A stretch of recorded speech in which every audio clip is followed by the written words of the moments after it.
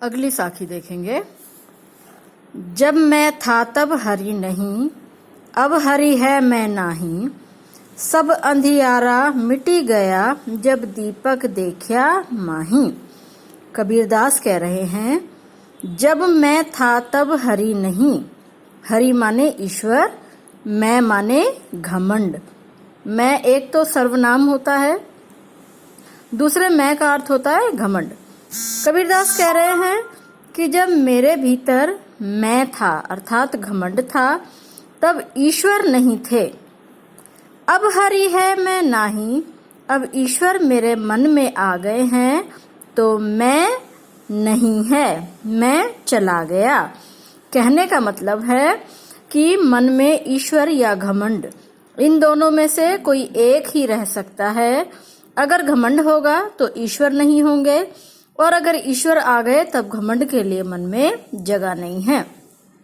कबीरदास कह रहे हैं, जब मैं था तब हरि नहीं, अब हरि है मैं नाही। जब मेरे मन में मैं था, घमंड था, तब ईश्वर नहीं थे, और अब ईश्वर आ गए हैं तो मन से घमंड दूर हो गया है। सब अंधियारा मिटी गया, मेरे मन का सारा अंधियारा मिट गया। अंधियारा क्या है? पापों का अंधियारा है, बुराइयों का अंधियारा है। ये सारा अंधियारा मिट गया। जब दीपक देखा माही, जब मैंने दीपक देखा। दीपक क्या है? ज्ञान का दीपक है, ईश्वर का दीपक है। ये दीपक और अंधियारा, इन दोनों शब्दों में प्रतीकात्मकता है। ये दोनों प्रतीक हैं। प्रतीक कहते हैं सिंबल को, किसी चीज को सिंबल करना। तो मेरे मन से पापों का सारा अंधियारा मिट गया जब मैंने अपने मन में ईश्वर रूपी दीपक को रख दिया। फिर से देखेंगे। जब मैं था तब हरि नहीं, अब हरि है मैं नाही।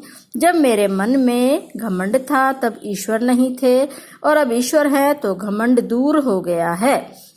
मेरे मन का सारा पापों का अंधियारा मिट गया जब मैंने दीपक को अपने मन के मध्य में, माही मतलब मध्य में, बीच में, जब मैंने अपने ज्ञान के दीपक को, ईश्वर के दीपक को मन के मध्य में रख लिया। अगला देखेंगे। सुखिया सब संसार है, खाए अरु सोवे। दुखिया दास कबीर है, जागे अरु रोवे। कबीरदास इस साखी में कह रहे हैं, संसार में दो प्रकार के लोग हैं। एक तो है सुखिया और दूसरे हैं दुखिया। सुखिया माने जो हमेशा मस्त रहते हैं, सुखी रहते हैं। दुखिया माने जो दुख मनाने वाले हैं। अब कैसे कैसे इन्हें कहा है। आजकल भी आप लोग देखते हैं कि कुछ लोग तो संसार में, जबकि लॉकडाउन लगा हुआ है, कुछ लोग तो बाहर घूम रहे हैं, मारपीट कर रहे हैं, कहना नहीं मान रहे हैं, लेकिन फिर भी मस्त हैं। उन्हें पता नहीं है हमें बीमारी लग जाएगी या सरकार कितनी कोशिश कर रही है। दूसरे लोग वो हैं जो इस संसार की दशा को देखकर बड़े दुखी हो रहे हैं। डॉक्टर हैं या जो भी स्टाफ बाहर है, काम कर रहा है, वो देखता है कि इनकी वजह से हम भी कितना परेशान हैं, सफर कर रहे हैं। वो ईश्वर से इनके लिए केवल प्रार्थना करता रहता है। अब भावार्थ देखेंगे। सुखिया सब संसार है। कबीरदास कहते हैं सारा संसार तो सुखी है, ऐसा ही सुखी है जैसा मैंने बताया है। पाप कर्म करता है और मस्त रहता है, सुख की नींद सोता है। खाए अरु सोवे, खाता है और सो जाता है, उसे चिंता ही नहीं है मैं गलत कर रहा हूँ। दुखिया दास कबीर है। कबीरदास ने खुद को दुखिया कहा है, खुद को दुखी कह रहे हैं कि मैं दुखिया हूँ। जागे अरु रोवे, सारी रात जागते रहते हैं और रो रो कर ईश्वर से।